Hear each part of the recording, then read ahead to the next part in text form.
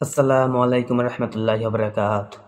বিশ্বনবী সাল্লাল্লাহু আলাইহি ওয়াসাল্লাম বিদায় ভাষণের সময় বলে গিয়েছিলেন, সাতাফতারিকু উম্মতি আলা সাবিনা সালাসা, অতি শীঘ্রই আমার উম্মতের ভিতর ৭৩টা দল বের হবে।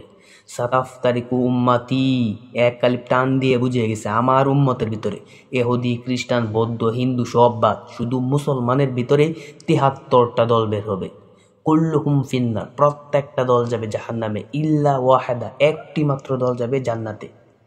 এই কথা বলার সময় সাহাবীদের শরীর কাঁপা শুরু হয়ে গেছে ভাই, যে আমি এখনো কি ওই ৭২ কাতারে আছি নাকি এক কাতারে আছি ভাই। এটা ভাই হবেই হবে, ১০০% হবে, কারণ বিশ্বনবী সাল্লাল্লাহু আলাইহি ওয়াসাল্লাম গুরুত্ব দিয়ে বলে গিয়েছিলেন, সিন শব্দ ব্যবহার করে বলে গেছে। সিন মানে এমনিতেও তো নবীজির কথা অনেক গুরুত্বপূর্ণ, কিন্তু সিন শব্দ ব্যবহার করছে আরো গুরুত্বপূর্ণ। অতি শীঘ্রই আমার উম্মতের ভিতরে ৭৩টা দল বের হবে, একটা দল যাবে জান্নাতের, বাকি ৭২ দল যাবে। যত বড় আল্লাহর ওলি হোক না কেন, যদি ওই ৭২ কাতিরে থাকে তাহলে সে সরাসরি জাহান্নামে যাবে।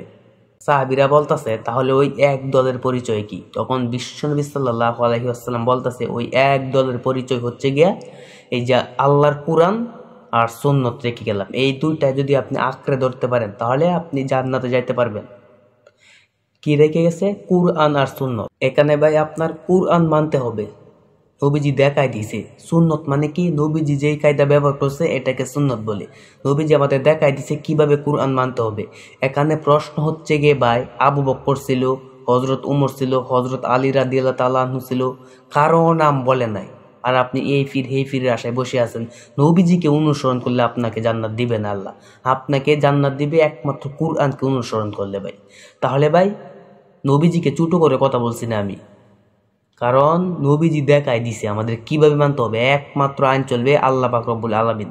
নবীজি আমাদের নেতা, গাঠলাইন দাদা দেখাই দিছে যে এইভাবে মানতে হবে। একমাত্র কোরআন, নবীজি বলে যায় নাই যে আবু বকরের অনুসরণ করো, কিন্তু তারা জান্নাতের সার্টিফিকেট প্রাপ্ত ছিল, তারপরেও নবীজি কারো নাম নেন নাই ভাই, একমাত্র কোরআনের কথা বলে গেছে ভাই।